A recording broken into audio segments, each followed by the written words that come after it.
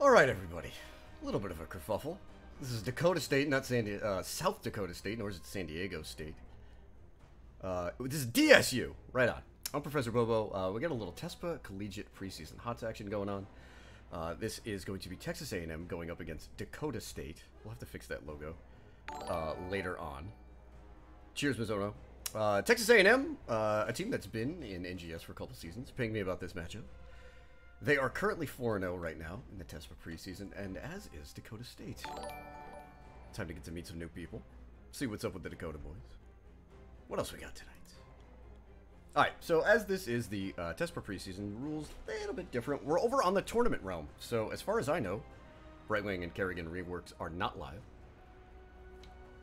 This is a best of 3 set with no map bans that I've been aware of. But it does follow simple HEC rules, losing team, first pick. First ban. If you're just catching up, a little bit of a meta TLDR, some things to watch out for right now, some things that I'm trying to keep an eye on as the meta changes towards the end of 2018. Nice. We gotta get that Trojan. There we go. Google gave me South Dakota State. We can't get those guys mixed up. This is DSU. DSU picking Cursed Hollow, unless I'm mistaken. So we'll be headed to draft shortly with game number 1.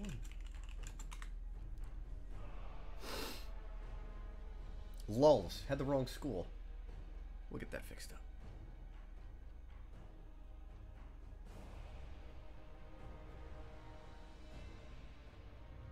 Cursed. And headed to Cursed Hollow. Fun map, lends itself to some different things, some different meta picks as well. Globals obviously now take a little bit of a higher priority.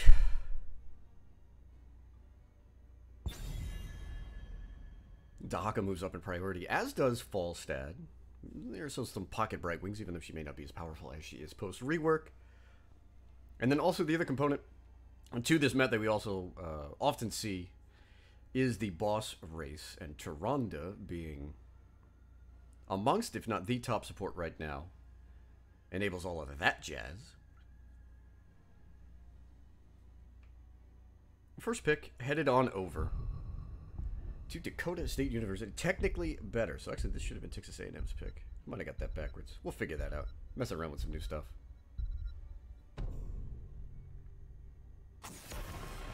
And a quick Diablo ban. Diablo, the highest prioritized tank in the amateur scene right now. And I do believe that is the same at the professional level. Big Dibbles has reigned supreme for quite a few weeks as the top tank.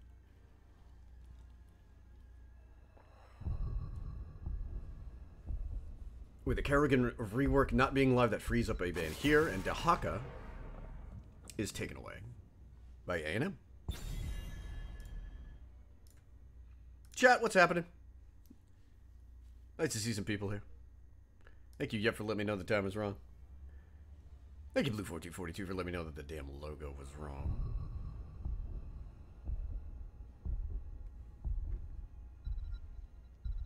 Second ban coming in. I expect to see Genji could be a priority here. Yorel could as well to answer the Dakota ban. And we do get a Zeratul ban. I've seen a lot of Zera bans lately.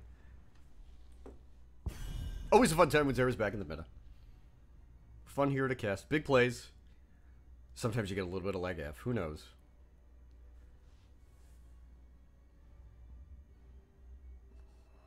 So Genji is still up. Yorel's still available. All the supports. And Abathur as well.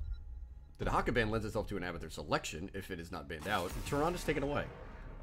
It's kind of a quasi-global and some early game post race. I think A&M might be gearing up for the Abbey. I kind of hope they are. That'd be cool.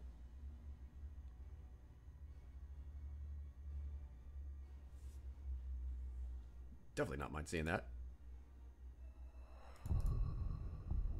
First selection. Over to Dakota State.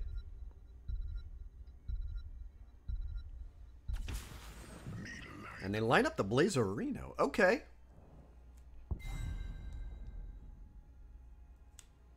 Not sure if that's main tank Blaze or off lane Blaze. It's a little curious in that Yorel was available.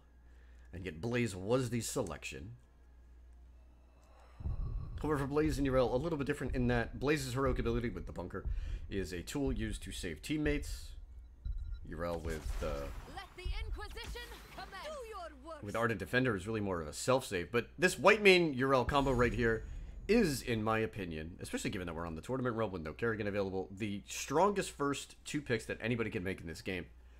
White main Urel is just broken. This enables not just double support comps, but this also enables a non-warrior tank. Cursed Hollow is a little bit different, so I don't expect to see any Zool shenanigans here, but different things can be played with White main Urel. It's just incredible. It's a huge amount of healing. Urel Goomba stomping about, dropping armor all over the place. The counter on the side of Dakota is the Deckard and the Rainer. You have very good protection for that, James.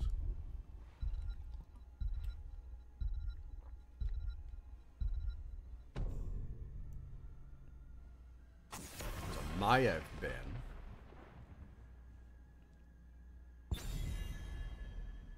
Interesting. Maiev and Zeratul banned out before Gingerino. Never thought I'd live to see the day. 8 seconds on the ban here from Dakota State. They are chasing the Texas A&M draft right now. What we mean by chasing is that Texas A&M right now will have the first selection on tank. They will have the first selection on melee assassin if they wish to go into that route. There's a number of power plays that they can make. We do get a Murd and Bands of Garros, Johanna, both out there. But I like teams holding off on tank selections right now. With boosts to Arthas and Anubarak, I think they're both perfectly viable heroes. A little dangerous, albeit, but you can make up for it with an early rotation that masks some of their mistakes, and that's exactly the kind of draft selection you want to see. Anubarak with Greymane. Greymane who bodies Anubarak, but still does incredibly well on Cursed Hollow with his PvE capabilities, is picked up here by Texas A&M. There's the Johanna to enter the Greymane and kill us. DSU with just a very safe sort of standard double poke comp. They got AA, they have magic damage. They're going to be a little bit slower in the jungle. But they do have a massive amount of effective hit points here. Assuming Kel'Thas does go Mana Addict. Mana Addict is usually the pick here. In the last selection. Hey! I thought maybe we'd have an Abby. I thought maybe we'd get something neat. But hello? It's the Lost Vikings. Far out, man. So this breaks the draft. The 4-man on the side of Texas A&M is very strong. It's lacking in AoE damage a little bit. Greymane is usually target focused. And Cocktail Build has gone through such a number of nerfs that it's not really that viable anymore. But we have a Vikings on Cursed Hollow. And if you don't know what's up, 3 fragile little boys moving around the map, picking up pieces of XP here and there, grabbing camps when possible, controlling vision, controlling rotations as well, disrupting enemies trying to move from one lane to the other, and everything that the Vikings do. We'll try to keep a good track of what the plan is here. Is all about building XP leads, providing the conditions for early structure damage, early structure capture as well. It'll be a fun one. All right. I haven't had a Vikings game in a long time. Hello? Heroes. On the Vikings. We'll see what's shaking with Space Bacon on that white main. Mizono is going to be playing Urel. Edgardo GL on the gray main. And Sparky going to be playing the Bug. We get into Nubarak.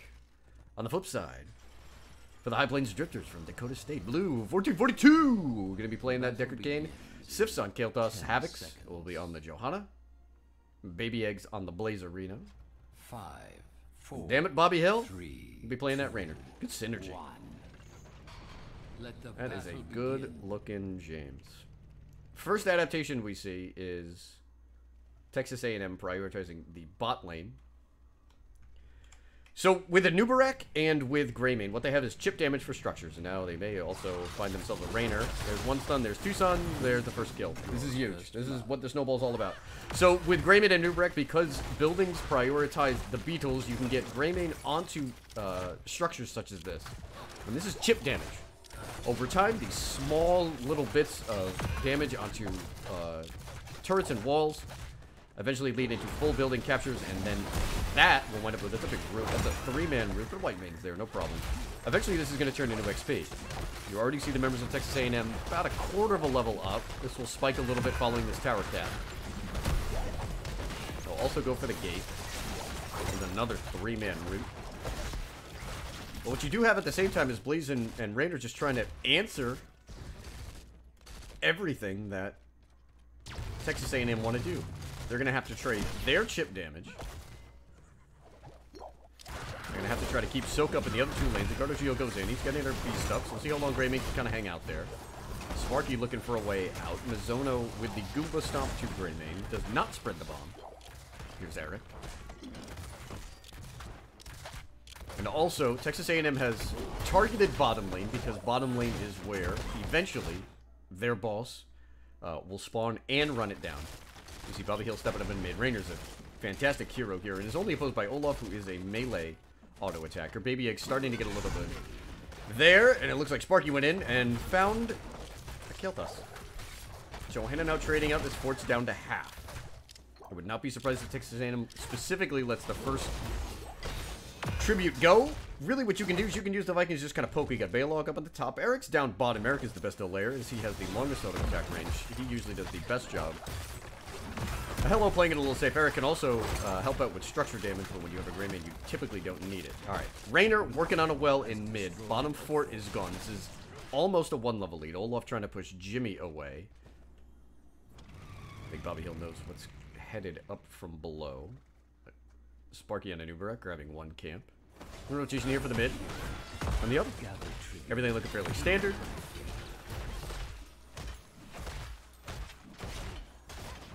This is interesting for Vikings. What we have is Viking Bribe.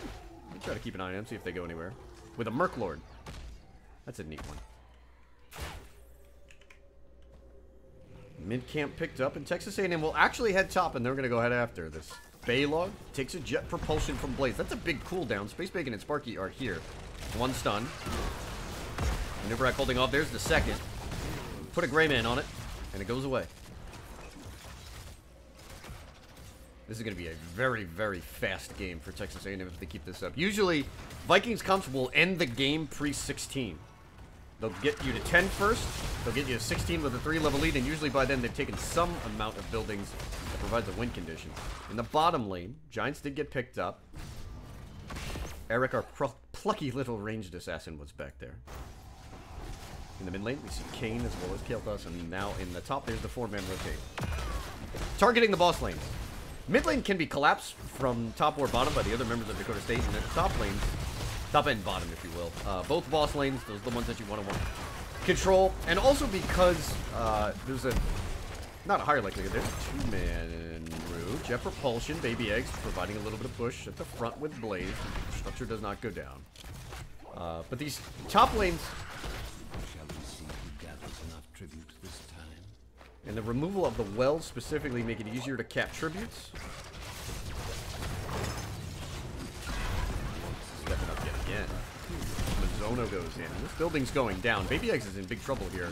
Can be tough for Blaze. We gotta pause.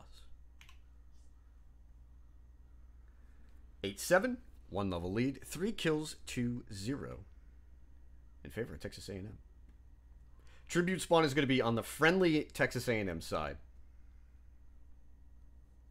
I'm not running the pauses here, just spectating.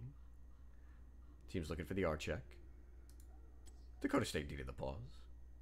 We'll get the unpause in a second. Target is Blaze. Anubarak gets right in between the well and the wall. Bye-bye, fire bat.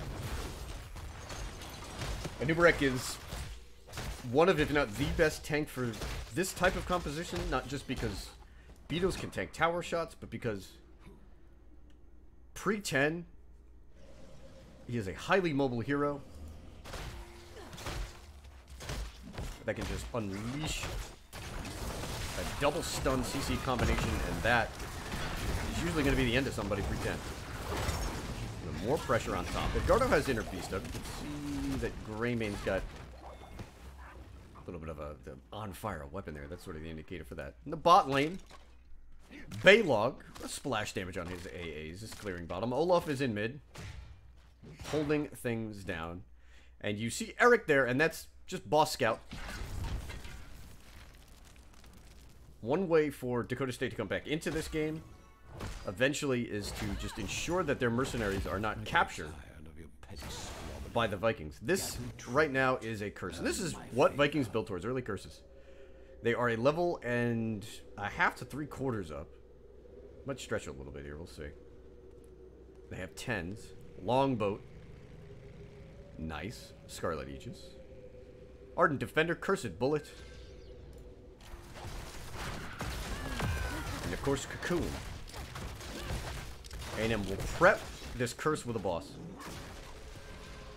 They're well within range to delay. Dakota State honestly can't contest this. And they're going to lose a kill toss for it. There's the Impale following the Burrow. KT trying to get away. There's a Gravity Lapse. Good play by Sifs. Nice stun. Johanna is in the Cocoon. Space Bacon will begin the channel. They try to rip a combo on her. We see the boss actually out of the corner of our eyes. Johanna okay with Iron Skin being used. You shall know my curse. This should be at least the intent of getting a keep. Scroll of Ceiling comes out, only catches Urel. Edgardo is alright on that Greymane. He will begin to move up. Boss is at 80%. In the off lanes, we see 2 Vikings mid. Olaf top, Blaze there to answer. So it's only 4v4 with a boss and no level 10s. This keep is the target. Texas A&M will move to pick it up very quickly. This is going to enable what potentially could be a double boss play. We'll see how they want to play it out of this. If they do pick up 2 kills, they can end it. 1 kill probably won't be enough. They do need to get Raynor out of there, and the target is Bobby Hill. Shotguns away. Edgardo and Whitemane is out. Here comes the Anubarak. Target again is Raynor. No Impale yet. There it is. There's 1 kill. This is pre-10. As long as Dakota State does not get to 10, this game is over. The Absorb comes through on Urel. That's early. Cocoon on Kael'thas. Shield is broken. Edgardo's on the backside of this. That's it. Greymane and Illidan are the 2 core clutchers, if you will. 40%. If Greymane does not get deleted, he just melts this building. And that is a 7.5-minute game. Vikings win.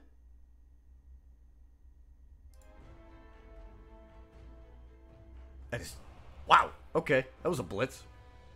So, what happens with these Vikings comps, especially if you don't see it, and obviously with a last pick Vikings, I mean, that was the case. This is an old school strategy. This is a push strategy that does still work. It's one of the situations where Greymane is fantastic, but also everything else builds towards the 4-man with siege damage. You have Whitemane, where they're just incredible heals, and then you have Urel cross-supporting, and then Anubarak shielding structures. Bottom fort gets traded out before well in mid and before top wall goes down. It's just a race to 10. And then with the boss pushing and with no level 10s on the side of Dakota State, the only way that they can survive is somehow just let Blaze soak, maybe get to 10, and Raynor can push everybody away with a Hyperion. That was not to be the case, as once the Raynor went down, that was going to be it for game number 1. Alright, now we got to go back. We got to change this slide up. We'll take a peek at some talents here. Vikings with the longboat. Love it. Everything else stays pretty simple. You can do a lot of different things with the Anubarak. We see Beta Barbs at level 4. That will often happen. Okay. Game number 2 will be played on Volskaya. And I gotta change this around a little bit. This was a blue pick. And this is a blue pick. And that was also not the case for game number 1. Let's change this around a little bit. So, for game number 2, we are going to be headed... Oh, not that one. To Volskaya. There we go. Still messing around a little bit with this interesting set of technology. And, of course, we do have to update our game. Texas A&M. Taking game number 1 over Dakota State. We're in lobby, wait for teams.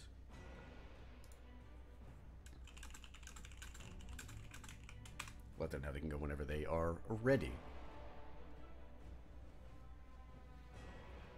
Yeah, that draft was just set up so well. Last pick on Cursed Hollow is fantastic when all of the macro heroes are available. We're headed to Volskaya for game number 2. And in that draft, Abby, Samuro, and Vikings all up. Taking a little snack here, trying to help myself get through this set on this lovely Sunday afternoon. Fantastic Vikings play.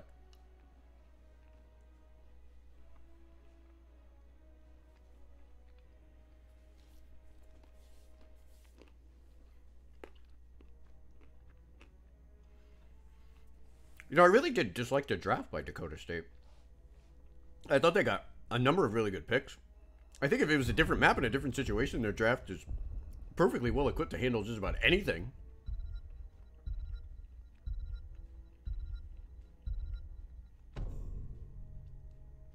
They could ban the white man out. Alex Shraza does move up in priority. Here on Volskaya Foundry, we'll see if she is a part of either team's draft. But like what DSU did in the first game, Johanna Blaze Deckard, if you can grab it, is a fortress up front. Doesn't even matter which heroic you actually wind up selecting a Deckard Kane. That is largely player preference. A&M get rid of the Maya. 7.5 minute game. What a blitz. What an absolute blitz.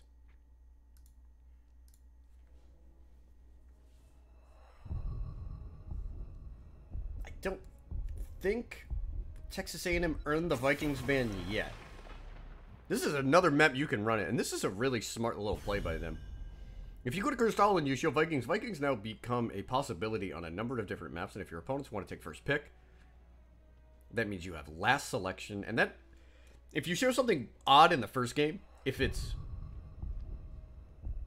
sometimes even when it isn't successful, but when it is successful, it will often buy you a great ban in the secondary draft phase.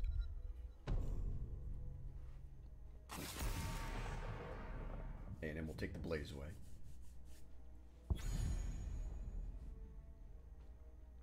So who is up? Urel yet again.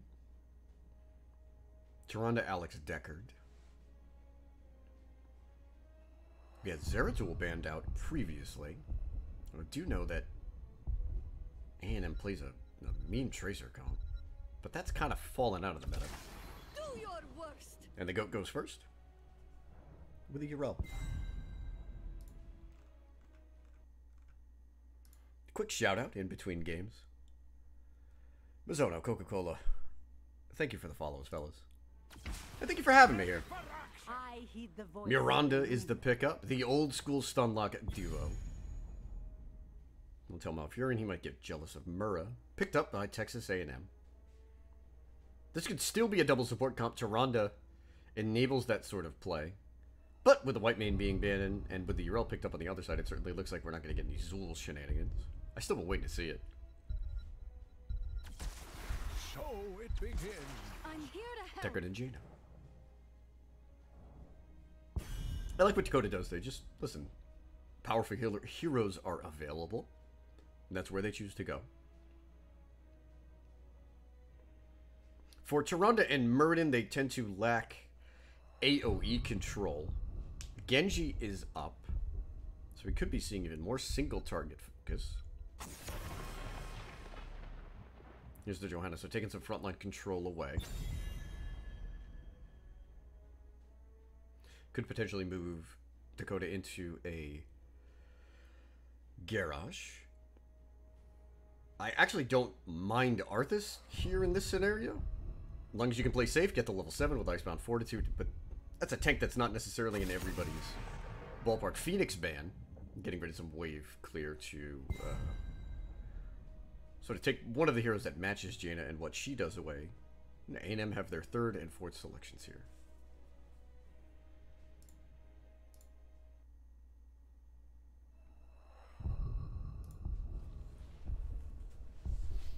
So again, we're looking for a little bit more single target focus. What's going to put the kill pressure on? There's Hanzo. And the Skeleton King, the spooky hand of Leoric, makes an appearance.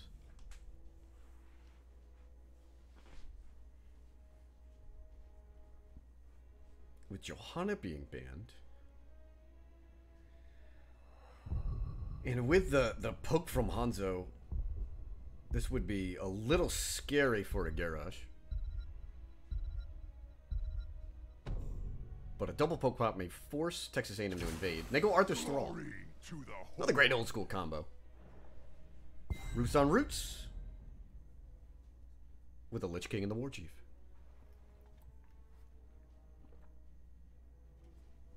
Last pick.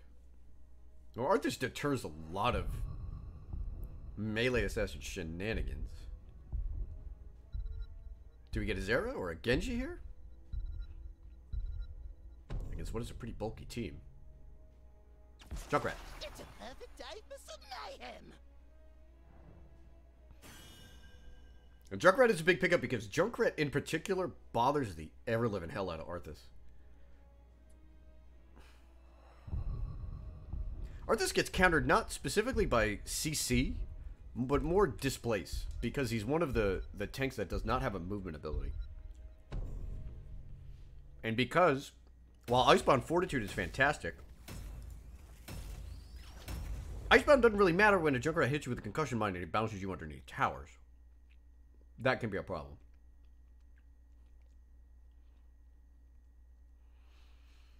For Texas A&M, they eschew a sort of executioner hero, if you will, and they'll see if they can get the most value out of Tyrande and Muradin. Good persistent damage. They have a lot of poke. It's going to be very difficult for the members of Dakota to hop onto the back line of Texas A&M. We'll see if they can do it here in game number 2. Hello? Playing the Junkrat. Mizoto is on the Leoric. Space Bacon will be on the Tyrande. Edgardo GL playing the Hanzo. Sparky on the Muradin as A&M look to close this out 2-0. Their opponents? They're going to send us to a game number 3. Damn it, Bobby Hill on the Thrall.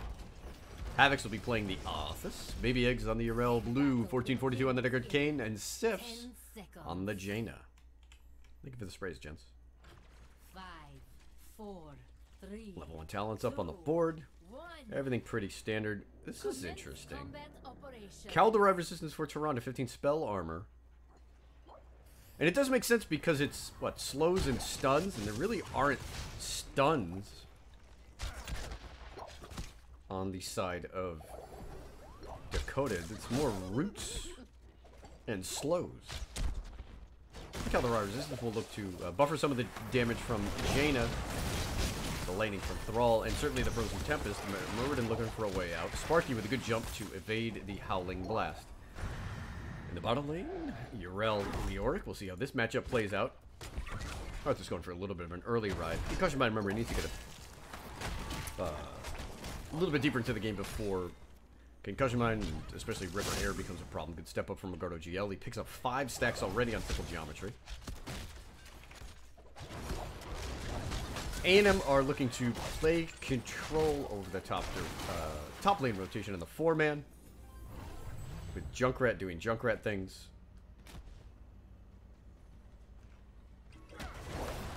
Forces some slows out. First move, over to the fortification turret made by Texas A&M. They'll grab the pickup here. Alex is just sitting on this midpoint with Arthas. And this now provides Texas A&M with an early opportunity to maybe make a move towards the biotic amenity healing pulse in the mid lane. As they have taken the fortification turret, they are now ahead, not just in items, but in XP. They're building up a little bit of a quarter level lead there. Junkrat starting to push minions up against top wall.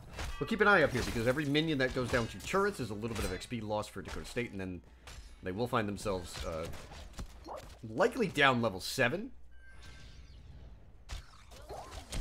Quick rotation for the first objective. 7 is the only talent here you can really get to with it. Dakota State making a move for their bruiser camp, and the aggressive play here by A&M yields them, as soon as Sparky picks it up, the healing pulse from the top lane. in the bottom. Mizono has been playing Baby X fairly even here. Righteous Hammer there. Leo chasing Urel down. Sparky needs to watch it here. Jumps out before the root can come through, either from Thrall or Arthas. Prepare to begin field testing. And with Hello cleaning things up on top, we can see Hanzo and Tirana on the minimap. They are moving to pick up this bruiser camp and everything right now going the way of Texas A&M. They have a fortification turret. Claims first blood. Alright, maybe not everything. They have a fortification turret, a healing pulse, but they do give up first blood through Leo. However, that turret got used. Sorry, I'm just scanning the field looking for where that is. The 5 members of Dakota State are here. They do not have their turret. Junkrat is escorting a bruiser camp up to the top wall. Leo back bottom. Texas A&M very clearly are looking to play for the level 7. Strong stacking early from Agora GL. Taste for explosions there on Junkrat should be interesting. We're going to start that long quest off with some poke on Thrall. Sparky on point here, looking to contest a little bit. 55% for Dakota State.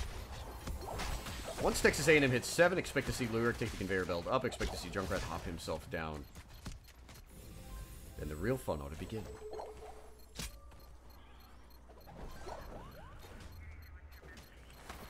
Sevens are here. We'll flash our talents before the fight begins. Hanzo build starting to get complete. We're going to have a lot of rated arrows being shot out here. And a loose chosen for Tirana, the other big one. That's her fantastic ability. Once chosen is placed on the target hero, they will be healed by Tirana's auto attack. Let's see what's happening here. There's the first combo. Thrall goes down instantly. Havix is on the backside with the root. Frozen Tempest there. Healing Pulse is maybe not going to keep Murden alive for very longer. Sparky looking for a way out. Takes a conveyor belt and does get away. Havix is now under pressure from the double poke. Junkrat and Hanzo step up. They get rid of Arthas. Baby Eggs now with the Righteous Hammer onto Murden. Not quite enough. And the dwarf is chasing the goat. There's Edgardo to help out as well. Auto attacks from Hanzo do it. And Edgardo picks up kills on both Urel and Arthas. And now the long channel begins. Dakota State, Silver Linings did get up to 99% if they want to make a move before level 10 to pick up another Triggerlock Protector. However, the items will keep stacking. Space Bacon will now pick up the fortification turret as Edgardo will take down the Merc Camp minions. There's the channel yet again. Sparky will get things going. Havoc's on the opposite side. This is level and a half lead for Texas A&M. I don't think they can win this one in 7:30 like the previous match. Here's Mizono using the conveyor belt to come on up. Turret has been dropped. It's poking a little bit on Jaina. There's a big shot of damage. Sparky does evade the Scroll of Sealing, but Tirana does not. She's trying to get Arthas off. Baby Eggs comes through, looking to find a kill on Tirana. Sparky chasing with Murden. They snap back and they find a kill on Thrall. Low health bars for Texas A&M, but they're going to finish off Urel. They pick up another kill, up 5-1. Good play from Baby Eggs, but Thrall goes down first. Very difficult to maneuver Jaina into a position where her damage is going to put pressure onto the backline. Hanzo and Junkrat have incredible range. And they can just outrange the Jaina, and it takes a lot. It takes a big step up and a risky step up from Thrall. That's what led to that kill. Arthas needs level 10. He needs Army of the Dead just to survive this sustain. But Havix did a great job. Actually, almost picked up a kill on Space Bacon, and that certainly would have pushed the first Trig Love Protector over to Dakota State.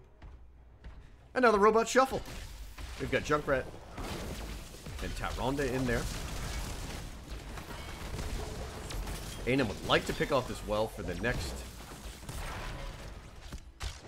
Trig. And they do. Don't get all of top wall. Might get it passively. They drop the Nintendo Power Glove on the second tower.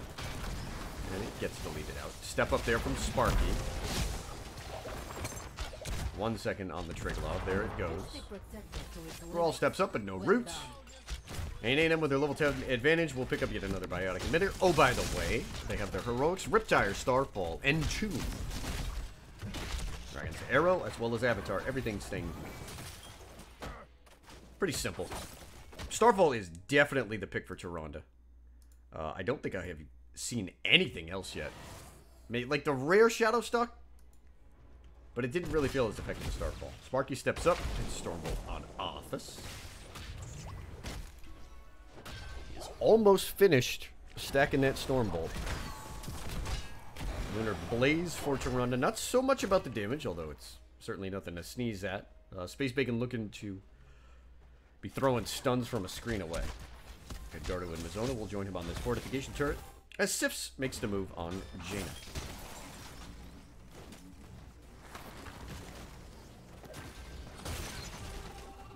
Baby Eggs will protect Jaina here. She picks up this. Turret 10's picked up for Dakota State. Stay a while and listen. Army of the Dead. Sundering. I like that. More on that in a hot second. Ring of Frost and Ardent Defender. Thrall might be going down, though. Bobby Hill gets charged out. There's the stay in while. There's an arrow on top of it. A big hit on Thrall. A lot of cooldowns traded. Stay a while. As well as Dragon's Arrow. They're both on the same cooldown. I just didn't think we'd see them in that situation. But I do like the Sundering. So we talked about how hard it is going to be and how hard it is proving thus far for Dakota State to get onto the backline. A Sundering, especially from the flank by Bobby Hill, so long as it does not overlap and cause issues with the Ring of Frost, will be a great tool. And hopefully, if the edge of that Sundering pushes a squishy member forward, Havocs on that Arthas can move in and potentially look to secure a kill for Dakota State. I do like Sunder. I think it should be used a little bit more.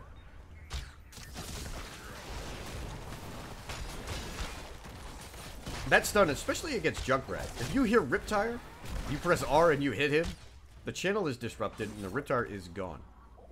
Another way just to use Sunder. Oh, bro.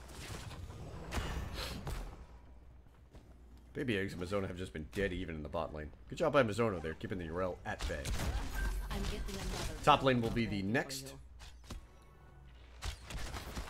objective. Arthas gets bounced away. Hello, almost had a real big concussion line there. Would have been huge to pick that kill up. 13 talent tier advantage, along with a 2-level lead for Texas A&M. Looks like we'll be seeing the double W for Tyrande. She gets 13 started off with Harsh Moonlight. Slows as well as the reduced damage. That's 40% damage reduction. That is a really large amount. Even just hitting Arthas and keeping Frozen Tempest from melting your front line can be an effective use of that talent. Oh boy, this is a risky one. Dakota State step up. This is a 4v4. Urel's going to be here before Leo. There's a concussion mine. Dragon Arrow comes through. Sparky moving in. Doesn't want Arthas. Now sets his sights on the support. Army of the Dead. Here comes the run it down. Riptire hits 3 members. There's a Sunder on top of it. Scroll of Sealing as well as Ardent Defender are used. There's a Stay On Listen on top of the Ring of Frost. Nobody down yet. Starfall being used. A lot of low health bars. Thrall is low. Baby X trying to get as much as possible out of that Urel. Thrall goes down. Finally chased down. Havoc gets hit by the concussion mine on the point. This has not been picked up yet. Tyrande moving in. Baby Egg's low. Havocs could be next. Arthas, Urel, Deckard Cain are all gone. Sifs could be next. They're guarded with the jump over. Jaina goes down as Hanzo using that Overwatch agility. And that is a 5-man team wipe. Oh, Dakota State were so close. Just couldn't generate the first kill. And the target has been the Thrall in this game. As he spawns back up first. Texas A&M now painting the map blue. Leo will sit up in the top lane. 10 kills to 1. That was a really good team fight, though. Took a long time for the first kill to go down. Every R button was used in that fight. Blue team has destroyed the point. 16 into 13 now. For DSU, their focus right now, not losing keeps. They should get, as long as they don't lose a keep or lose the game in this situation, they could get the 18 into 16 level disadvantage, but even talent tier fight as they are now down 16-14. That's usually how it plays out. If you're down 2 or 3 levels right here, your best bet is to get the pre-20 fight all in, see if you can start to snowball. Texas A&M, though, will not be thinking about a keep. They'll be thinking about a Urel. Baby Egg's under pressure here. Junkrat will have a lot of persistent damage and a lot to say about the potential of this kill. There's a good hit. Keep an eye out for the... Oh! The Trig Love charge. Don't need it. Sparky sends Yrel on home. And now the Trigger Love with 30 seconds left should have an easy time melting this. Sparky goes in again. Oh boy. Bit of a miss. You can see the combo there though. Nearly hit it. They were looking for Kane. Murda jumps in. You look to get the Storm Bolt. Some good damage on Stiffs there. And then once the Storm Bolt lands, you can follow it up with Dragon's Arrow as well as Riptire and try to pick off another kill. And maybe that one kill will open up and keep Sif needs to be careful. They almost gets hit by the laser. 7 seconds left. Nintendo Power Glove connects on Arthas, who takes a little bit of damage, but he'll be alright. Texas A&M will back off. A&M looks like a really good team. And if you follow Heroes of the Dorm, maybe Texas A&M is going to be one of our preseason favorites. Who knows?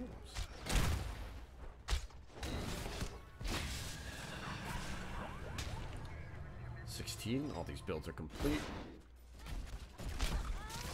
Especially the Yorick with Rake Walk and the Royal Focus coming through. What did Junkrat take? Is that Endless? That is. Endless Nades. You'll get some more poke on Junkrat. Concussion Mine dropped. DSU. Without 16s, have Yrel in the bottom lane. They have not lost a keep yet. Once they get 16s, they need to find a fight. And they certainly need to beat Texas A&M to 16 before the Maroon 5 pick up their 20. Might even just go for the fight here. Army of the Dead gets popped. Here comes the Riptire. There's a Dragon's Arrow to try to stun out, and it actually went down. Jada did use Ice Block, didn't even need it. She will step up. Sif's certainly looking for the Ring of Frost. The Sleep comes through. Murden, as well as Tyrande, are in there. Leoric goes down first. Starfall just chunking away. Yrel goes down. Arthas is next. Blue could be going down shortly. Sparky sitting on the point will cap it. Jaina goes down as Hanzo hunts her down. Sparky finds yet another kill. Bobby Hill trying to get away. Hits the root on Hanzo. Where's the CC? Here comes the concussion mine. Oh, what a hit by Hello.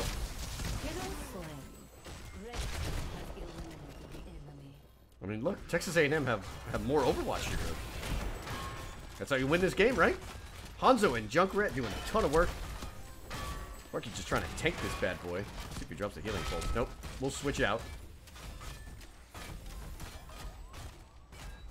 Texas A&M in that fight lost Leoric first, but that is kind of often the case, and it's a question of whether or not Leoric sets the conditions for maybe 2 people to go down. Concussion Mine also being used to try to get that siege damage up. Yrel is back. Texas A&M needs a wave.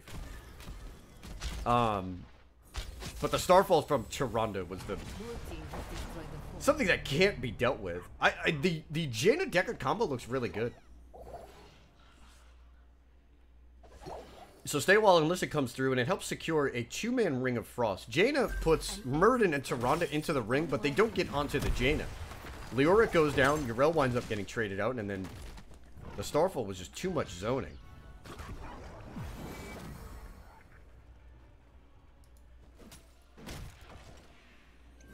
Everybody trading camps. Point C, the Clown Fiesta is up next. Level 20 advantage here for Texas A&M. They have gotten rid of the bottom keep. This will be a win condition protector. I expect Texas A&M to just hang out bottom. We see Sparky already sitting on the point. I don't think they're going to give a damn about top lane. They want this robot. They want to end the game through bottom. 20s are here. Buried alive for Leoric is the big one. Silence to anyone caught within the entomb. Rewind combo on Murden. That's interesting. Is that Bullseye? What is Bullseye?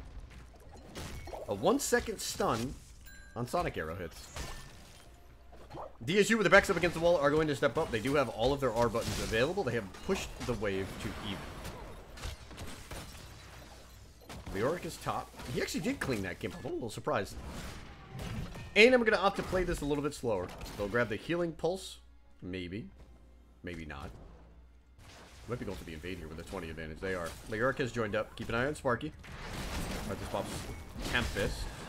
Sparky has a healing pulse himself. Again, all the R buttons are there. There's a Dragon Arrow, the Entomb. That's a silence. That is a lot of Hanzo damage. Just pinging off the walls. Bobby Hill should be next. Baby X trying to get away. That's a 3-man kill. Both Jaina and Decker Kane got caught inside the Entomb. Red team score is looks like Mizono has sealed this series for Texas A&M.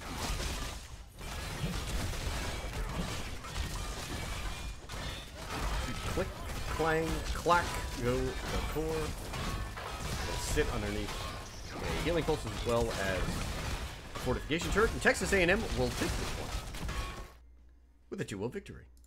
Very well played. Very nice and clean set of games for both of the maps here. A&M will now stay undefeated. They said they were ready before the game, and they were certainly right.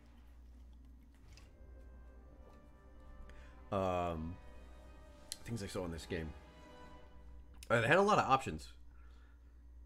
It was another really good draft by Texas A&M. I mean, they've been playing in NGS, they've been playing Open Division, they play in a number of all-season tournaments, and their drafts just look a level above Dakota tonight. Not in that Dakota had any missed drafts. It's just that the one thing you saw Texas A&M do was they left their last pick open for pivots. So in the first game, they could have gone with virtually anything. They had a strong four-man. They chose to go with Vikings with the last pick. Here in the second game, they have the Hanzo and Leo. So they've got two good heroes. And then they've got the Tyrande Murden combo, and they could have followed up with more single-target burst, or they could have gone for the poke. And that's what they choose to go, putting Hello onto the Junkrat. Flush our talents really quick. That's going to do it for me here. Just trying to keep the practice up. Trying to catch up with these teams. I think we're going to keep doing some more preseason Tespa Collegiate series. This will let everybody know. I'm going to try to get my little caster Discord on this bad boy. See if we can get some more matches. It is a straight sweep and a whole lot of A&M logos. Texas A&M will win both of these matchups. They take the win. Congratulations to them. Maybe we'll catch them in one of the upcoming weeks. I've been your host, Professor Bobo. Thank you guys for jumping in. Cheers and all the best.